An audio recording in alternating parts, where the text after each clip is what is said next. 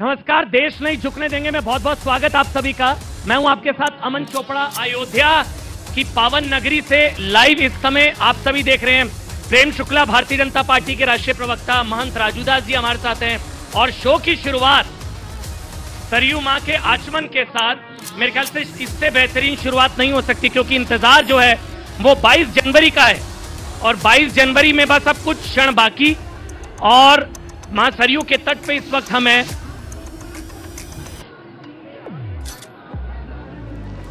अयोध्या की पावन नगरी, महंत राजूदास मेरे साथ हैं। महंत राजूदास जी, अब आप माइक ले सकते हैं। प्रेम शुक्ला जी,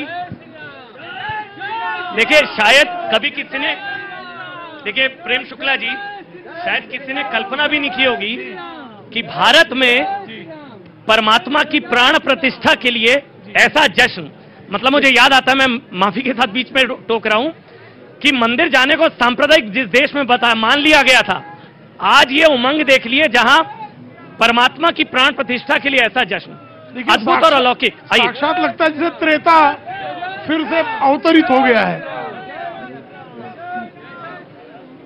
ऐसा दृश्य है जी। हम सबने राम राज्याभिषेक तो नहीं देखा,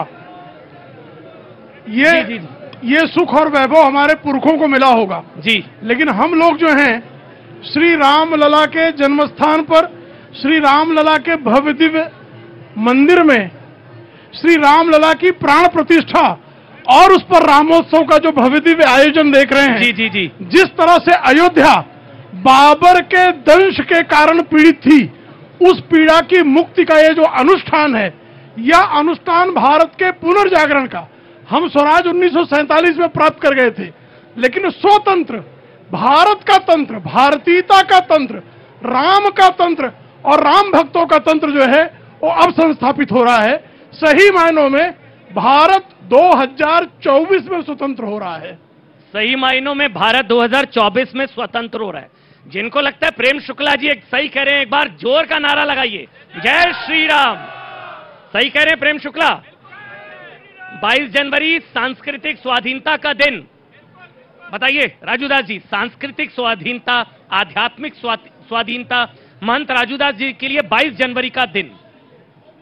पहले तो अमन जी, आपके लिए मैं मंगल कामना करता हूं।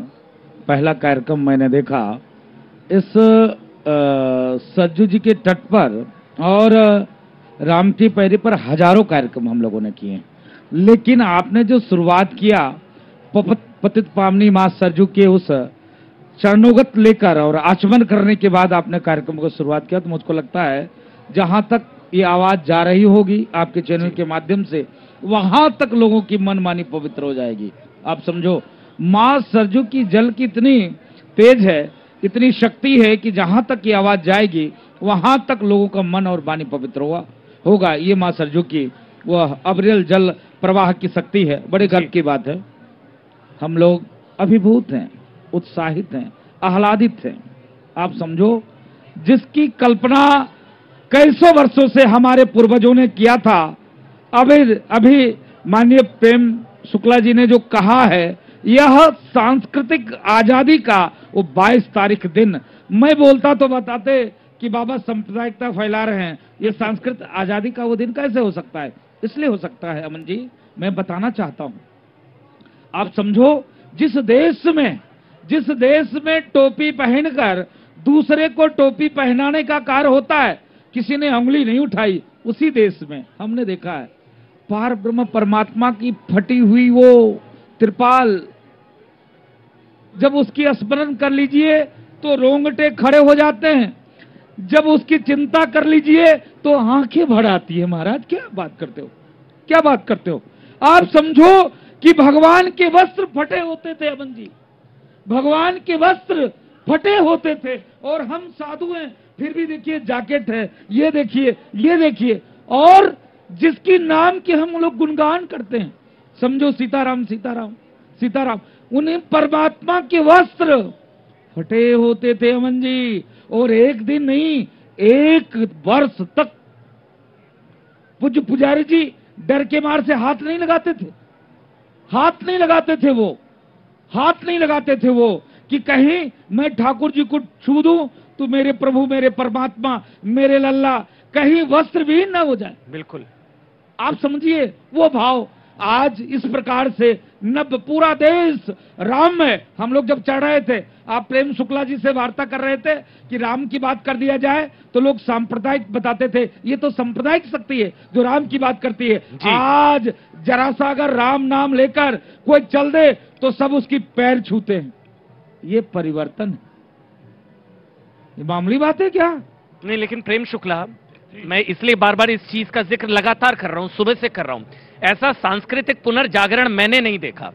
मैं अयोध्या की सड़कों पर था, यहां मतलब बार बार हर कोई इस बात का जिक्र कर रहा है कि परमात्मा की प्राण प्रतिष्ठा के लिए ऐसा उमंग, उत्साह, ऐसा मतलब त्योहार है एक तरीके से, दीपावली है मंदिर के लिए, प्रभु राम के लिए।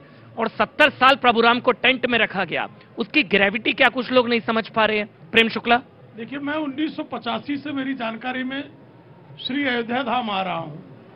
हनुमानगढ़ी का दर्शन करने के बाद जब हमारे पैर बढ़ते थे श्री रामलला के मंदिर में दर्शन करने के लिए, जी, तो पीड़ा से, बाबर के दंश से हम लोग जो है शोक संतप्त हो जाते थे कि हमारे रामलला उस जर्जर ढांचे में विराजमान है और उसको मस्जिद कहा जा रहा है। ये मेरा सौभाग्य था कि 6 दिसंबर 1992 को उस कलंक को ईंट दर ईंट ध्वस्त होते हुए देखा था। और ये मेरे 500 वर्ष के पुरखों के पुण्य का उदय हुआ है कि जो अयोध्या में श्री राम जन्मभूमि में श्री राम लला के विराजमान होते हुए भव्य दिव्य मंदिर के निर्माण को देखने का सुअवसर मिल रहा है। और यह सुअवसर जो है, ये निश्चित तौर पर भारत के स्वर्ण काल का, भारत के वैभव काल का जो है, ये अरुणोदय है। ये भारत का जो अमृत काल है जी, उसका उषः पर्व है ये। और यह पर्व जो है लगातार बढ़ता जाएगा, भारत चढ़ता जाएगा। चंद्र और आदित्य ही नहीं, ये कालांतर में आकाश गंगा के अंतिम तारे तक पहुंचेगा। ये राम की कृपा इसी अयोध्या से होगी। हमारे जो सबसे पहले पूर्वज हैं वैवस्वत मनु, उनकी जन्मस्थली और उनकी राजधानी अयोध्या है जी। और वैवस्वत मनु से लेकर आज तक हमारी वंशावली स्पष्ट तौर पर है। ऐसी लाखों वर्षों की विश्व की सभ्यता में किसी मनुष्य जाति की किसी की भी जो है ऐसी वंशावली नहीं है। उस अयोध्या में श्री राम लला के वस्त्रों को बदलने के लिए सर्वोच्च न्यायालय में याचना करनी पड़ती थी। आज याचना की आवश्यकता नहीं है। आज जय श्री राम का उद्घोष जो है समग्र विश्व में गूंज रहा है। ये हमारा स्वर्णिम काल है। बोलिए जय श्री राम। देवकी नंदन ठाकुर जी विशेष तौर पर आप सभी से संवाद करने के लिए, वार्ता करने के लिए हमारे साथ यहाँ पर मौजूद हैं। प्रेम शुक्ला है, महंत राजूदास जी हैं, देवकी नंदन ठाकुर जी। सवाल कुछ नहीं, हम लगातार यहाँ पर जिक्र कर रहे हैं प्रभुराम के टेंटवास का। कभी कभी दुख होता है कि ये हमारे में कोई कमी रही होगी कि कहने को हिंदू राष्ट्र, लेकिन उसके बावजूद प्रभुराम को टेंट में रखा गया। और वो नाइंसाफी जो की हम सबने मिलकर की प्रभु